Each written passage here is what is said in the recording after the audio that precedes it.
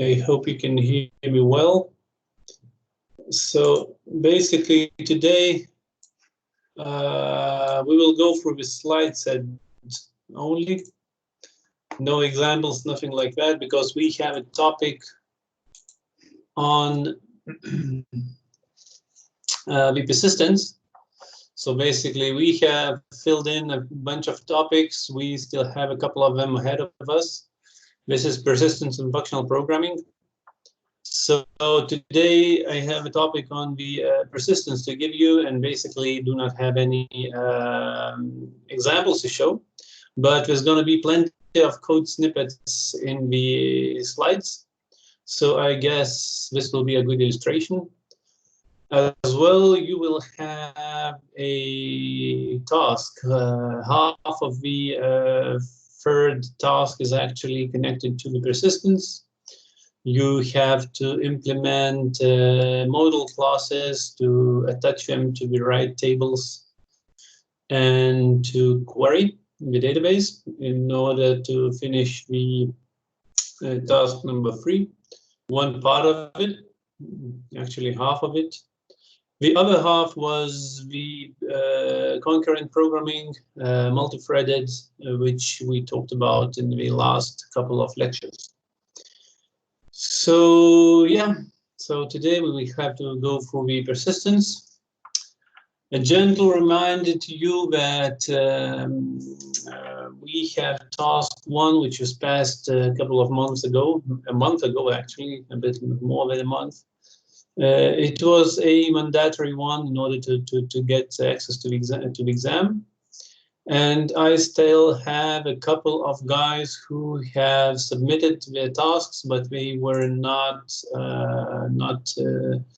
correctly implemented. So this is Artur and Ivailo. So these two students, please try to fulfill all the requirements or get in touch with me in order to complete task 1, in order to get access to this task. Otherwise, you will not be allowed to exam. Okay. If you have questions after this lecture, we will have a session. If you have any questions on any of these tasks, task 1, task 2, or task 3, we can talk it over after the lecture.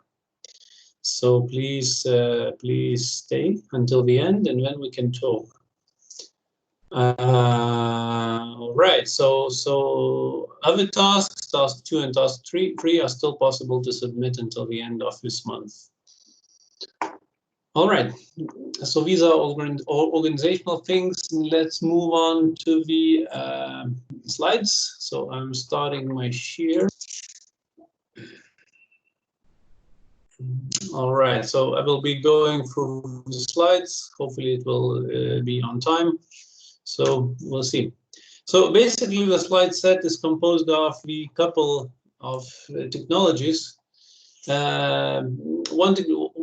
One set of technologies is related to the old school access to the database. This is JDBC. I just will run quickly through this because this is not what is required for the task 2, task 3. This is not that much used right now in the companies in order to gain access to the relational database.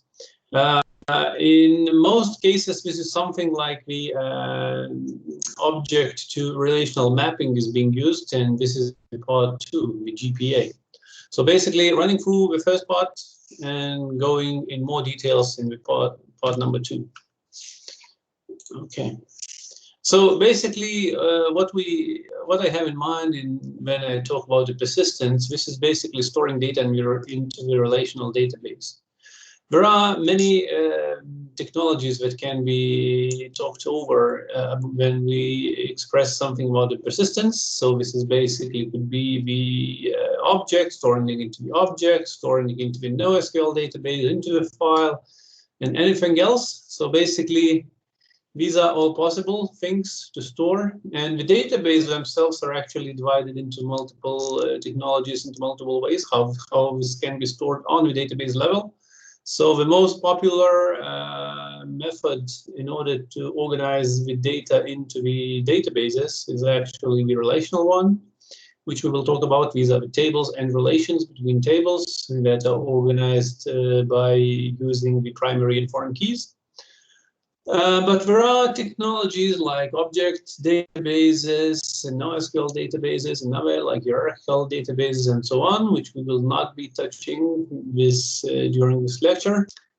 So basically, when it comes to the relational database, there are a few classical things that we can mention here and which are listed in the slide. So basically, it is related to the relational model. So these are the tables. Tables related by using links, primaries and foreign keys. So I guess that these things should be familiar with you. You should be familiar with these things, right? And should not be going into the details. So basically, relational models have been ran by the relational database management systems. So these are applications that basically implement the model. As from the key features, not only tables and relations or constraints are being maintained in the database, but as well as transactions. So transactions require that the atomicity, consistency, and other principles coming from ACID principle set should be maintained. Okay, so then it comes to the architectures in Java. Mainly there are 2-tier or 3-tier architectures of choice. So basically, there could be a 2-tier application where we have a desktop app where the access to the database is made directly from the application, and the 3-tier is obviously when you have something streamed to the browser, and then the access is on the backend. And okay, so basically these are the simple technologies, simple architectures employed. Okay, so the most simple access and most simple thing that you can use for reaccessing to the database is basically JDBC, Java Database Connections. Connectivity API. Yeah, so this is basically accessing tabular data, which is stored on a relational database. And basically, when you start using this JDBC API to access data, you basically connect to the data source, like a database, send a query, right? When you get retrieve results from the database, and you can manipulate these results, so just display, apply queries, etc. So basically, this is a simple thing, but you need to follow the graph which is given below. You have a driver manager, which provides an access to the database. Driver manager is specific to the database vendor. Then we have this driver going into the connection. So basically, connection uses a driver to access to the database. When by using connection you get a statement, and using the statement you basically get the result set. Okay, so these are the main interfaces. So again, just like with any other things, we have a specification which specifies the interfaces, and these specifications are given in the package java.sql, right? So connection, statement, and result set, these are the main objects coming from this set, the right end, the center and right end, connection, statement, and result set. And these are the specifications from the Java API. Okay, there are a bunch of interfaces. Actually, I will not be going through them, all of them, because there are lots of specifics in there. But the main ones are connection, statement, and result set, right? With various possible subtypes. Okay, so getting the connection to the database is quite easy because you need to access it by basically providing the URL, which includes the address, possible port, type of the database, like in schema, right? And then basically you access that database. Once you got the access, you got in Java, you have gotten an object instance of the connection, right? So basically, as you have seen, this connection is the interface, right? So this object is basically represented as a specific connection to the specific database, but the good practice is to use the interface all over. So then it will be compatible and you could be changing the vendor, right? So basically moving data into the different database would be a possibility. But this is more on theoretical way because anyway you will be using the specific queries, specific objects, and then very specific types in order to get the full functionality from the specific database, right? So in practice, I have not seen the application which would be using just standard interfaces. So could you change the database type without any change in the code? Usually with time, with the optimizations, you get more and more into the specifics of the database. Okay, so this is the plain access to the database. This is an example in a controlled environment like the Java Enterprise Edition container. So once you've got the connection, you basically like the sandwich, you're using this connection to get the statement, right? So basically once you've got the statement, you can execute a query, right? So basically this is where a query is being executed on a statement, and basically then you retrieve results in the loop like that. So from a result that you basically like an iterator, you just basically moving next, and you retrieve data, but you need to specify the type. Okay, so basically a result set something like that. And the key thing which you would take away from here, that you can update data while retrieved from result set, right? So basically once you get the access to the tabular data, you can update it just like you read it, okay? So here is this example that you can insert a row. Yeah, move to the insert row, something like v1 plus n. This is the next row which you can use for insertion, right? So you basically put the data, insert row, and then you can move the flow first. So basically this is the start of the iteration. Okay, so then for prepared statements, yeah, so you can prepare a statement which you will get a handle upon. And then you basically execute that statement multiple times by changing the parameters, various parameters. So basically, when the statement of update with the places for the specific values are being executed multiple times, so you don't need to prepare the statement all the way. So as you can imagine, the query is basically prepared by this prepared statement object and then executed on top of the database for you. All right, so basically this is a batch update. You can add multiple update statements in one go and then execute it in a single step. So these are various optional capabilities of the JDBC.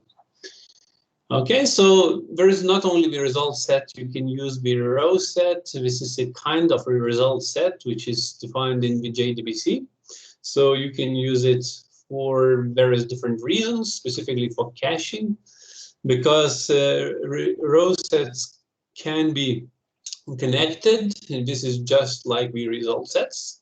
So you basically have a direct access to the database, and then when you loop it, you basically loop it one by one, and you have a constant existing connection to the database. Or you can have a disconnected row set where basically you have a cached row set, right, which retrieves data and you can move it around. You can have disconnected to the database, and after you connect again, you can basically flush the data back to the database. So there are various options on the disconnected row sets. You can have it various joins, then serialization into the XMLs, and so on and so forth. So basically, these are the ideas are used when, for instance, connection to the database is not constant, not persistent. So for instance, when you have the device where you connect to the database, you retrieve data, then you can manipulate as if it is constantly connected, but once it gets connected, basically all the data is being flushed back into the database. So this is an idea overall in this JDBC API. So this is the usual connection and retrieval, right? So this is nothing too complicated. Then there is operations like update, etc. So you do these manipulations, you do these updates on the row sets, right? And once you actually get connected again, you basically can execute the accept changes. So these changes have been flushed. And if there are conflicts, so you need to resolve these conflicts somehow, right? So on each conflict, you have to implement a special handler in order to solve the conflict. Okay, so there are specific advanced so-called data types on the JDBC driver. So there are blobs like binary large objects, character large objects, national character large objects. This is for UTF, etc., etc. So these are very structural objects which are not standard for Java, but they are more or less met in various database systems. So basically, that's why they need to be implemented. There need to be a way to handle these things in Java.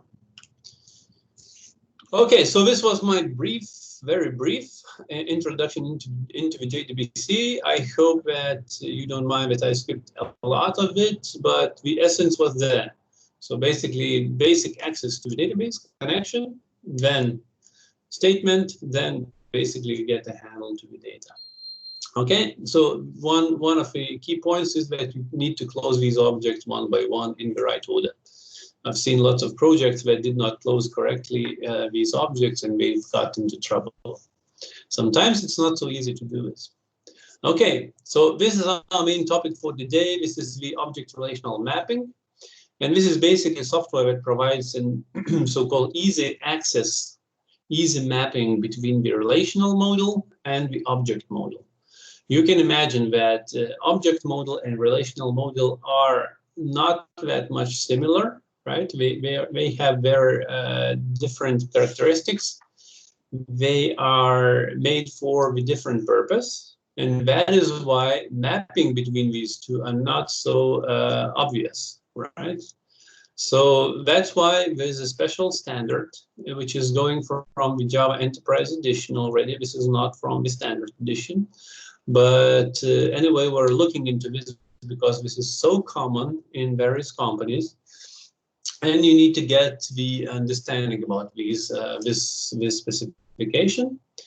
So basically, when we talk about Java, we mostly refer to the GPA, right? This is Java Persistence API. This is a specification or the standard. And there are a bunch of companies that implement this specification, right? So the most well-known is the Hibernate, but there are others, right? Commercial, private, and open source. So basically what comes for the specification itself, so there are multiple versions of it, right? So most commonly now the GPA2 is being used.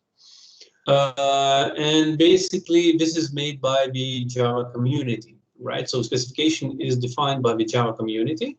Implementations are made by various groups and the private companies. So basically, Java persistence consists of 4 areas listed here in the slide. So this is basically object to relational mapping metadata. You need to define how objects are mapped on top of the relational objects. Then Java persistence API, right? How to actually access the handle to it, and the query options. There are 2 options how to query data. This is a query language or GPQL, and the Java persistence criteria API. This is the object-oriented API to query a relational database by using entities. Okay, So let's move on. So the main object, the main constituent of the GPA is an entity, and this is usually the previously we called it a bean. Remember, a bean is just a simple object which is used throughout to exchange information. And the bean must have a default constructor, it must have getters, setters, etc. Because beans are so easy to generate and so easy to access, they have a standard interfaces. So entity is a bean, right? Entity is basically a bean which is mapped on the database structure. Structure, I mean a table or a query or a set of tables or whatever. So on the database, in the database, we have a way to access a tabular data. On the Java side, we have an entity. An entity is the main constituent here. Okay, these are the requirements. I will not be going through them, but basically the main ones are that class, in order to be an entity, must be annotated with the entity annotation, of course. It must have a public no argument constructor, right? Must not be declared final and so on. So all this gives you an idea that these objects are being created, right? So these objects of this type of entity type are being created automatically and handled automatically, right? Okay, so that's why it gives you an idea that these objects will be handled not by the developer, but by some other mechanism. Okay, so these are the mappings to the table. We have a public class customer, top down, going from top down. And here is the definition of an entity, entity annotation, and then mapping to some table, like cust table, right? So in the database, we have a cust table. So we define this entity as being mapped on this table. We can specify multiple other things like schema, for instance, since objects on the database level usually are divided into the namespaces. These namespaces are called schemas. Sometimes these correspond to the users or accounts and so on. So it actually depends on the table itself. Okay, so there are other options how we can map it, right? The primary table, like secondary table, which is basically a query, right? Which we can combine these columns together from these tables. From two tables, we can combine columns and basically map in a single entity. Or we can write a named query right there, as you can see. So everything, all the columns returned from this query will be just represented as this class, as an object of this class. Okay, so the requirement for the entity or the hierarchy of entities, right, it must have a primary key. So basically, primary key is defined as ID annotation, and you need to map it to some column. Primary keys can be complex ones. So basically, we can combine a few columns, not to one, but this is a more complicated case. Yeah. So basically, an ID is a must for the entity, because this is how the object is being distinguished one from the other. Right, so objects is just like rows in the table need to be distinguished one from the other. So that's why we need to define it as an ID. Okay, so the other properties, basically columns in the table are being mapped like this. So you just, for the simple ones, you just annotate as basic. I think this is by default. Yeah, I think this is not required, but then you just map a column, a specific column you map by the column annotation, like for instance, name, and then you can give various specifications like it's nullable or not, the length, etc. Usually these additional arguments in annotations are not being given because they are defined by the database, if it exists. But in some cases, the databases are being generated from the entities, from the classes. So then these things are needed because these are actually land up as being a constraint on the database level. All right, so basic columns that are okay. I think this is totally understandable. Okay, then there's a temporal, right? For the temporal, you need to specify, is it a time, date, or a timestamp? So basically for the temporal, you specify the granularity of this date time type. Then there is a type of enumerated. So for the enumerated, you just basically specify how you want to store it, right?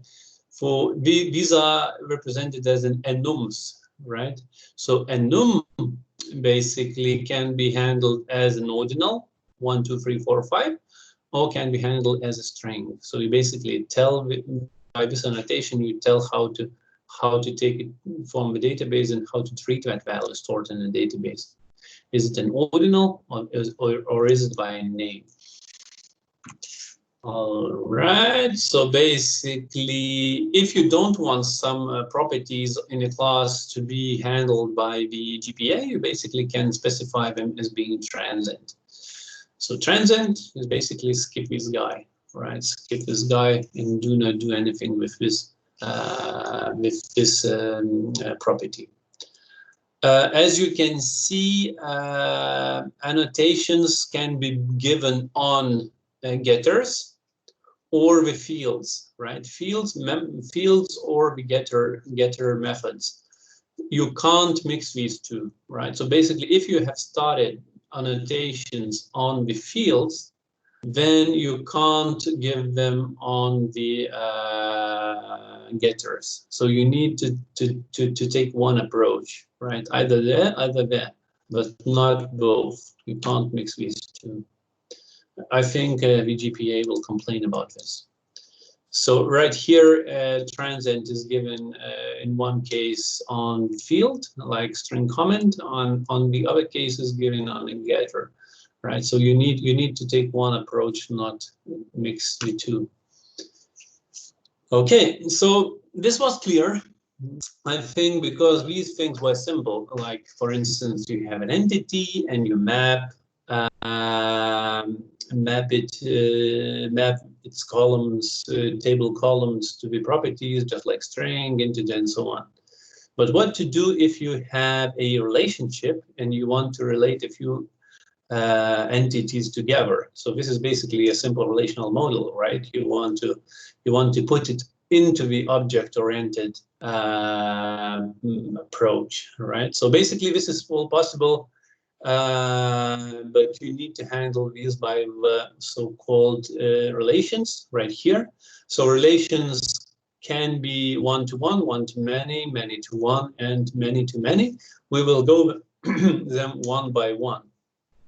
Right? Relations, any of these relations can be bidirectional, so on both ends, from both ends you can access entities, or unidirectional, so relation is only from one end is possible, right? Okay, so this is up to you to specify. So basically here we will have an example schema. So just to explain it, from on the left side, there is a relational model, obviously, where we have a department, right? So this is a department in some company.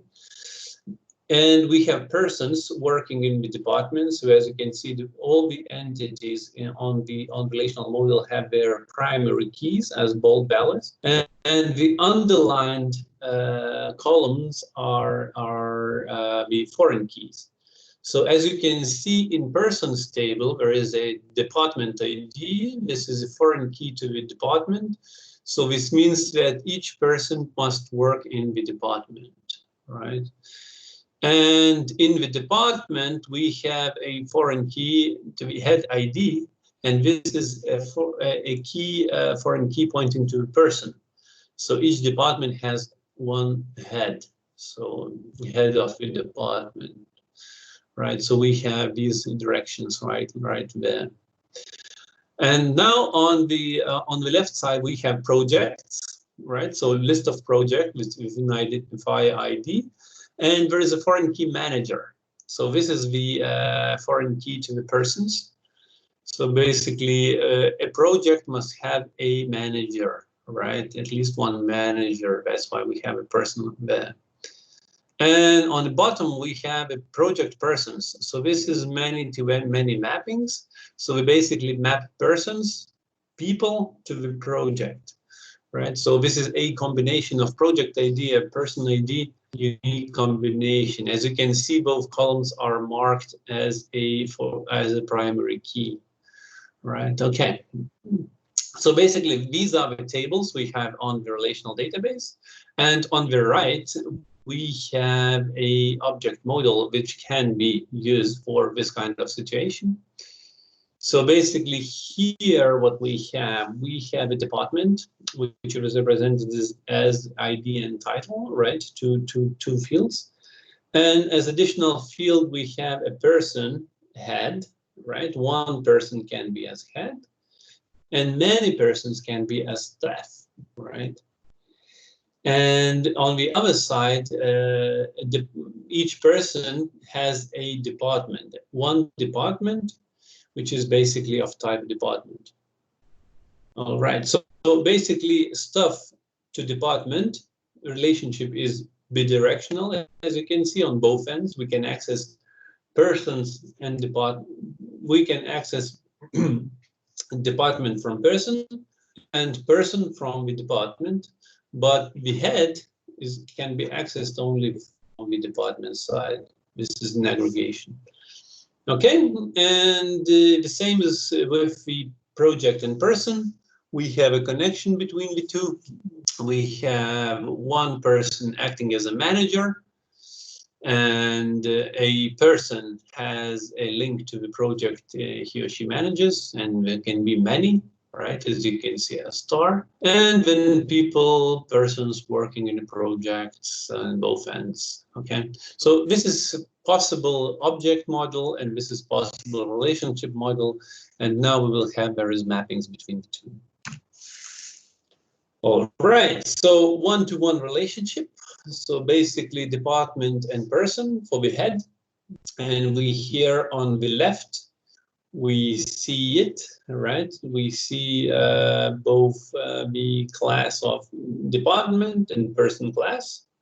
And we see which link is actually on the object model and which link is on the relational model represented, right? So as you can see, one-to-one is being defined on both classes. And the join column is defined only from one end, from the department, right? So join column is defined on the department side, and on the person side, it is mapped by the definition in the department. So basically no need to specify it the foreign key, because the foreign key was defined already once. Okay, so one-to-many or many-to-one. This is just can be defined like here. So the link is between stuff and department.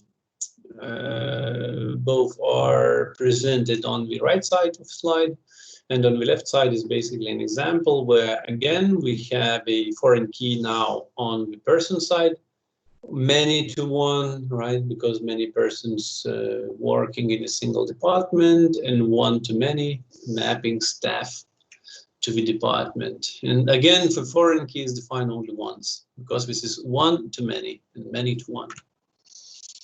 Okay, and the final link is basically many-to-many. So here is a little bit more complicated, because we need to specify the mapping table, intermediate table. In object-oriented model, it's quite easy because we have collections on both sides, so it's easy to represent. But on the relational model, it is being handled by the intermediate table, right? So join table many-to-many, as you can see annotation on the left, top left in the slide. It is mapped by an additional project persons table, and we have to define which columns are which, right? Okay, but then reverse mapping is quite easy, because we just define which which properties are actually used for mapping this link. Okay, so I guess you understood there are 3 types of links I wanted to explain. So one-to-one, one-to-many or many-to-one, and many-to-many. Many-to-one, many is the most complicated. But you in your task, in the third task, you basically will encounter these links and you will have to implement them.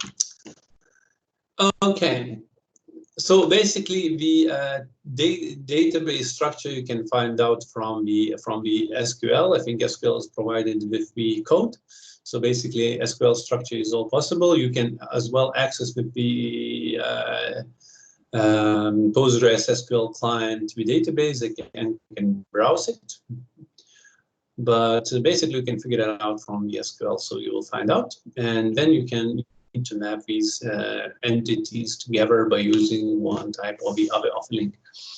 Okay, so basically then we have a cascade types. Basically these operations define how relationships and need to are actually handled when one end of the relationship is being persisted, refreshed, or removed, etc. So what to do with the other end? You can specify various options, and these options are basically come up as the attributes in the annotations. Like for instance, at the bottom there is one-to-many, and cascade is told to remove. Right. So if this this object is being removed, so this removal will be populated to the order related here. Right. So basically removing this, customer most probably will remove all the orders as well. Right. So basically cascade the operation which is being done on this class. Okay, so basically, if you want, for instance, if you have a simple table, right, and you have multiple columns in the table, which you would consider as the separate class on your object model, then you can basically specify as embeddable. For instance, like here. On the database, we have a zip, we have a +4, we have some other data, comments, etc. But in the database, they are represented as a set of columns, just set of columns. In the object model, we want these columns to be as a separate class. Why not? Yes. So basically, we can do this with the embeddable. We can just basically define the separate class as embeddable and put it as a field over here, right? So it would be handled very simply. All right. So what comes for the inheritance? One of the key elements in the object-oriented programming. So the inheritance can be handled as the set of entities. As you can see here, we have an entity, and this entity can have another entity, and so on and so forth, right? So this employee entity is basically extended, and in this hierarchy, right? So this is a super type employee, and we have a full-time and part-time employees, right? One is paid by the salary, another one is the hourly wage. So this hierarchy need to have one ID. Right? If ID would be put over here, so we need to put ID over there as well. But if it is in a super type, it needs to be just one. Okay, so this is how entities can be organized into the hierarchies. As well, we can have a so-called map superclass, which is not an entity by itself, right? But this is map superclass, but it can be represented as totally as an entity. Okay, so inheritance strategies. There are 3 strategies for inheritances. How inheritance can be handled by the relational model. So basically, there is a single table per class hierarchy, there is a table per concrete class, and joint subclass strategies. So let's take a look. Okay, so the same situation. we have a object model where we have employee, and employee can be full-time and freelance, right? Employee is an abstract class. So here, basically, we have the common fields, right? And we have some specific fields over here. So what we do on Java for the single type table on the relational model, right? On the relational model, we basically want to combine everything into one table, right? So all these hierarchies, one hierarchy and another hierarchy, we want to define in a single table. So for this reason, we basically annotate this super type as being an entity. We define it as a table, employees, right? Employees. We need to say that the inheritance strategy is a single table, right? So strategy is a single table. We put all the hierarchy into the single table, and we define the discriminator column, because we need to discriminate which hierarchy this row need to go to, right? Because each row in the table is represented by the instance, by the object in Java, right? So by doing so, we specify the type, the strategy for the hierarchy storage. And here we have the subclasses. So we have a discriminator value ft. So if in this column e-type value will be ft, it will go into the full time, right? It will be this instance. If discriminator value will be fl, freelance, it will go into this branch. Okay, so basically once you have, for instance, full-time object and you want to store it into the database, you say persist, and it will automatically land up as a row with everything filled what's required, as well as discriminator value in the correct way written down. Okay, so basically we have a salary filled only for the full-times and the hourly wage filled only for the freelancers, right? But everything put in the single table. All right.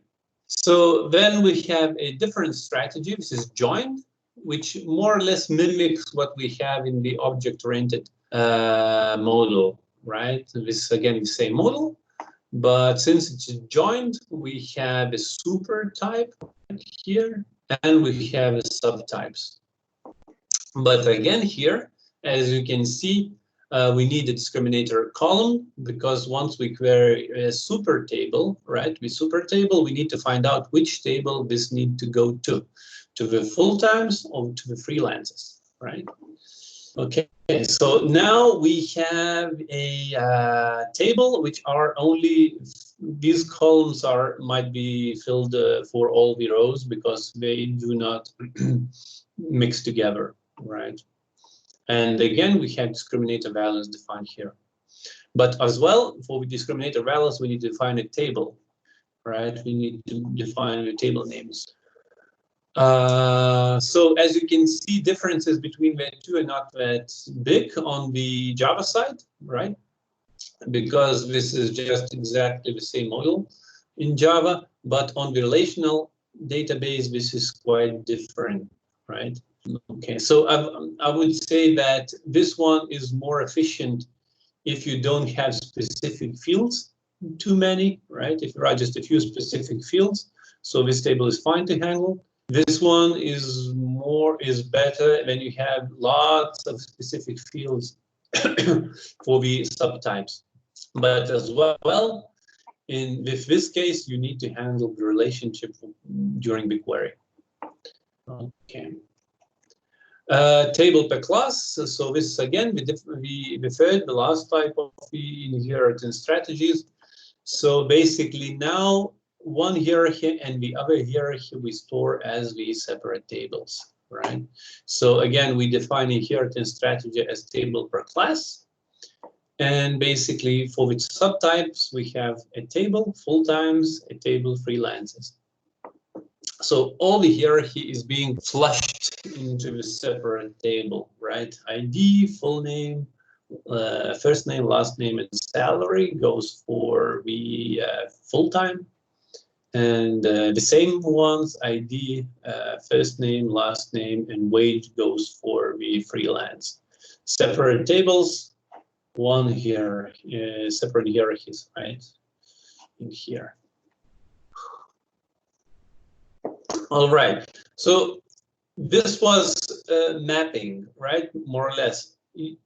Again, repeating briefly that you have a classes need to be specified as entities. Each hierarchy need to have an ID. Then properties can be simple ones, like here, just strings, integers, whatever, right? Primitive types. Properties can be transient. And then for the more complicated cases, you have free strategies, one-to-one, many-to-one, and many-to-many, right? These are relations. And for the inheritances, again, free strategies, single, table, joined, and table per class. Right, okay, so this was mapping. So once you, in the task number 3, once you construct the classes which are required, then you need to map on the tables by using these annotations, these strategies. And now we finish mapping, right? We just finished mapping and we go into GPA. So GPA, this is the Java Persistence API. These are various methods, etc. So entities, basically whatever you have defined is being used by this persistence package.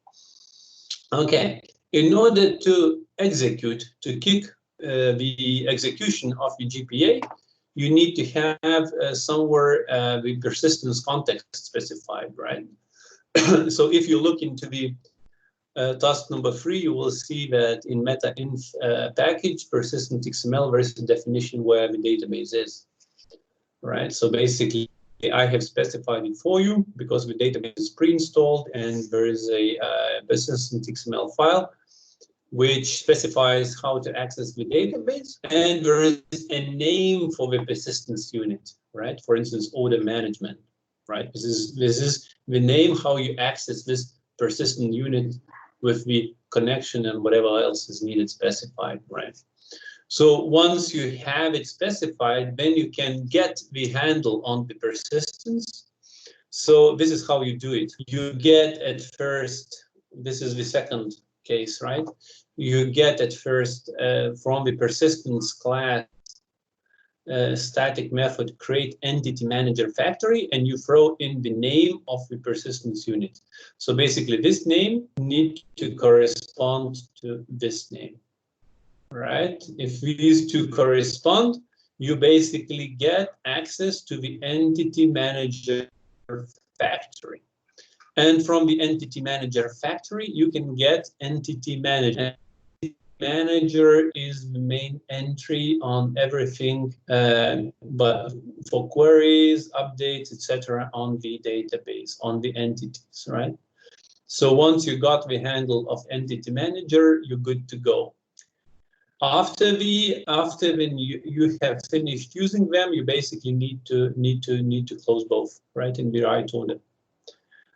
This is the first option is in the controlled environment. This is not something we will be looking for with task number 3, but in the Java Enterprise Edition or other environments in Spring and things like that, you basically can get the entity manager right away because it can be provided by the infrastructure for you.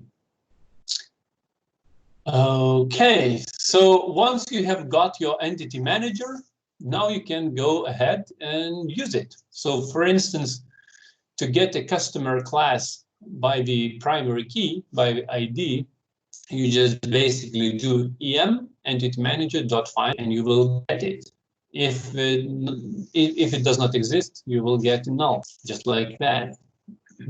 You can, for instance, create a new instance, right, of some class. You just create a new instance. You can fill it in with data. em.persist, you basically store it in a database, right? Remove, you just basically get it and then call it remove. It will be deleted from the database. Right? So The thing is that the last bullet here is it tells that everything you do in the entity manager is actually being cached, and it's not flushed immediately because for the performance reasons, it is basically stored somewhere in between the database and your application in the entity cache. And in order to fully synchronize, you need to call em entity manager.flush method in order to fully synchronize. Or in the case of closure, when you're closing it up, right, it basically automatically flushed. And there are various options on how to control this synchronization and so on. So this additional topic. But for you to imagine that nothing you do in Java is being flushed and persisted right away in the database. It is actually stored somewhere in between in most cases, and especially by default. Okay, so now these were the simple simple accesses to the database and simple management of entities. So in order to do some more complicated, more complex queries, you have two options. So basically, you can use either GPQL, Java Persistence Query Language. This is very similar to the SQL, or you can use the Criteria API. There are two options.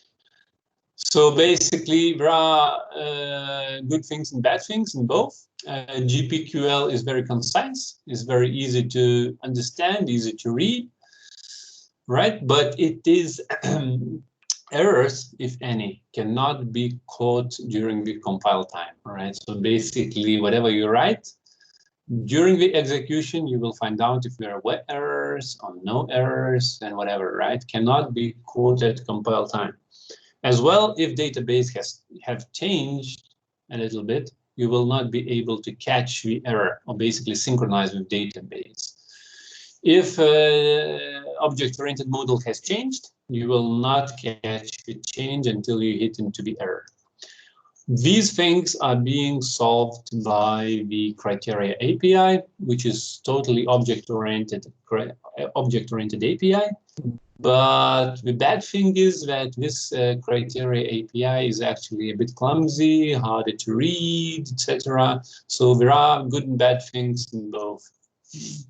Usually people tend to use the GPQL in the beginning, but later on, when application tend to grow, we just basically go and start using the Criteria API.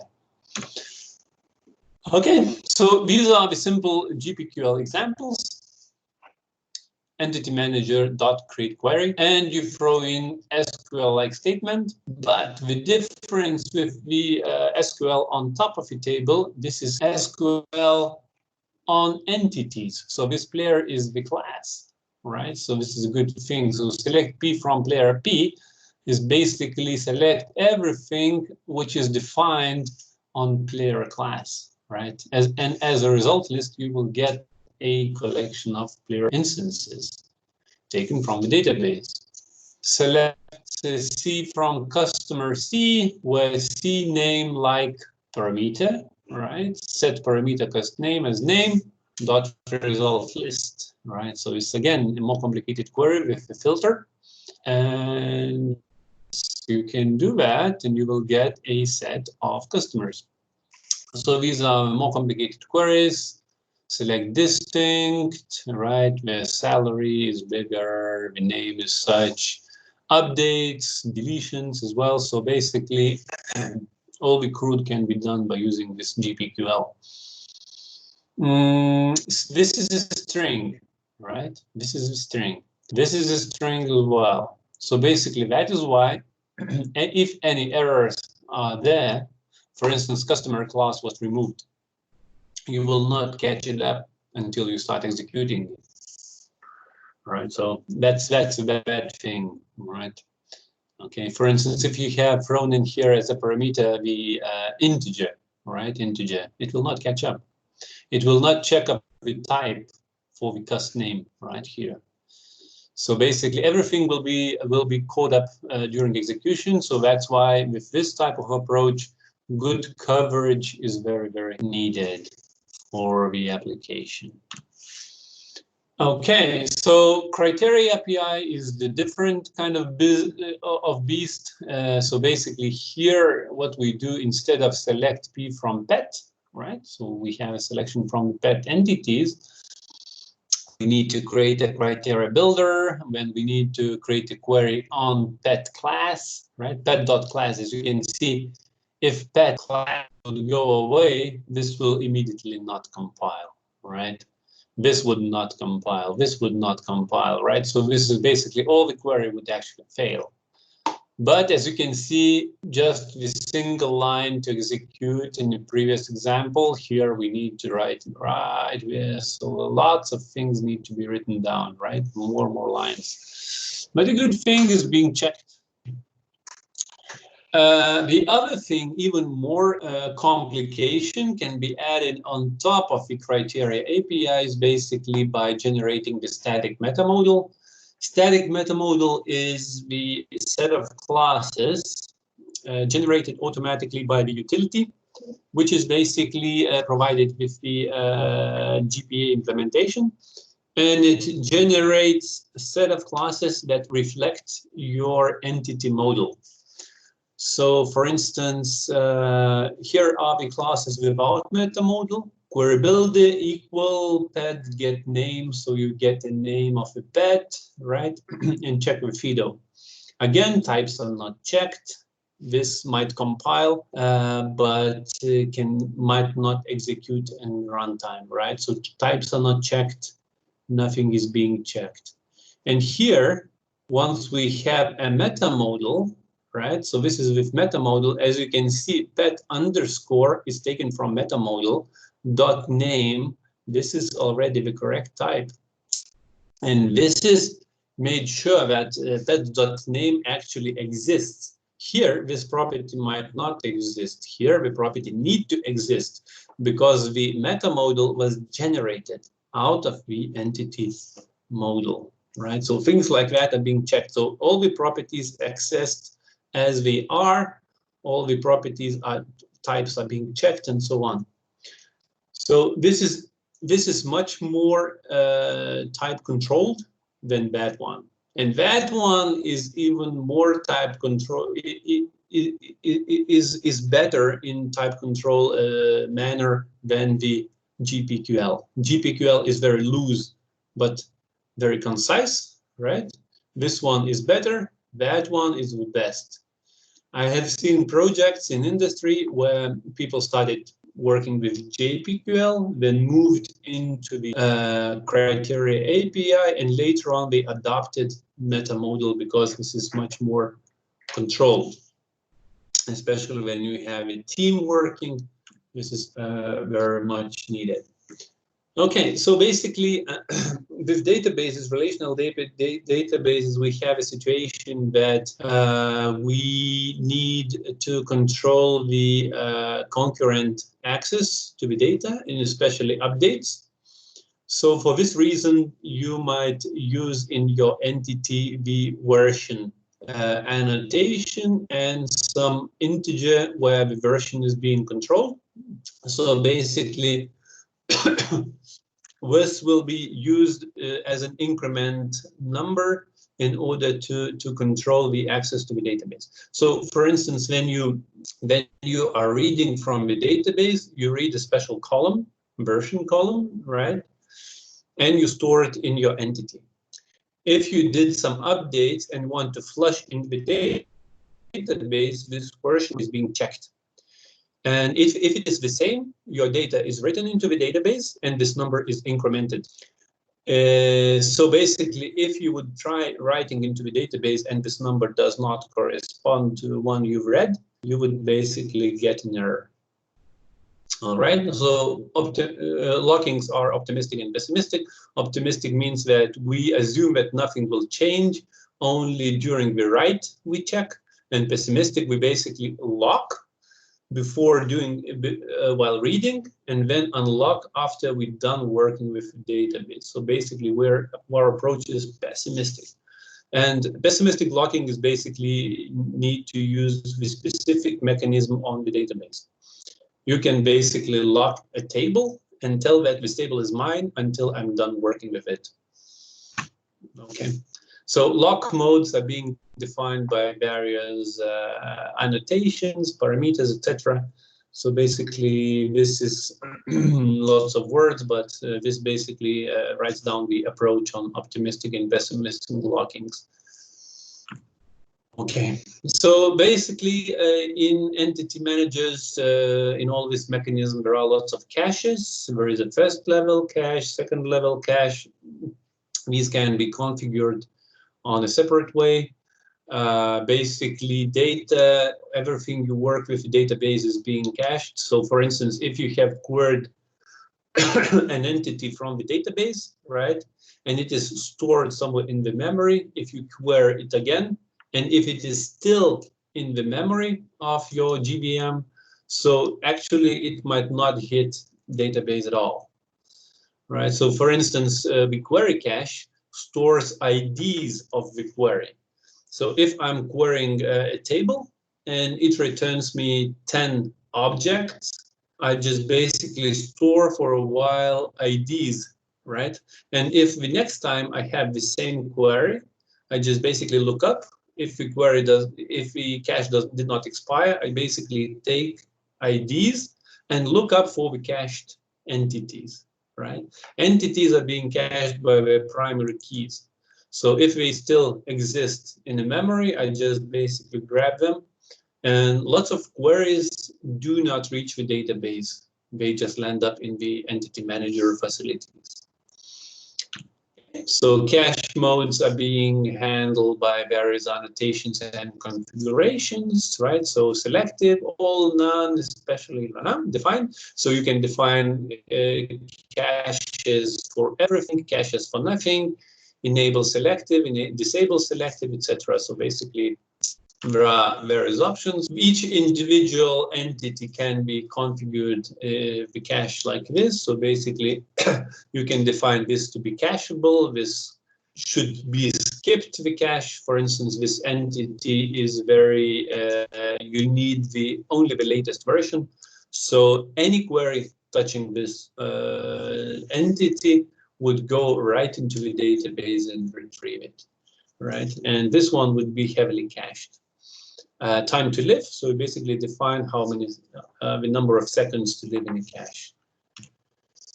So this is cache control. There are various options for controlling the cache, actually. Various hints possible to be added. And basically, you can tell for the cache that you want to evict. This means that from the cache, you want to remove this person, this entity of this type. You want to remove from cache all the entities of person type, or you want to clean the cache overall, right? So basically controlling the cache manually. Yeah, so I have worked with projects that have been using this caching mechanisms quite heavily and very, very precisely. So basically we wanted some data to be cached very strongly because we do not expect any changes, right? So basically these objects we cache permanently. Others were controlled manually, and others we just wanted every time from the database. So with the clever control of the cache, you can basically increase the performance of your application quite significantly. Okay, so basically what was my talk for today. I've just basically described JDBC and GPA, and I hope that you will be able to apply this knowledge, the knowledge from this slide set, to your task and to your work elsewhere. Okay, so that's it for today from my side. Let me know if you have questions. I'm stopping recording.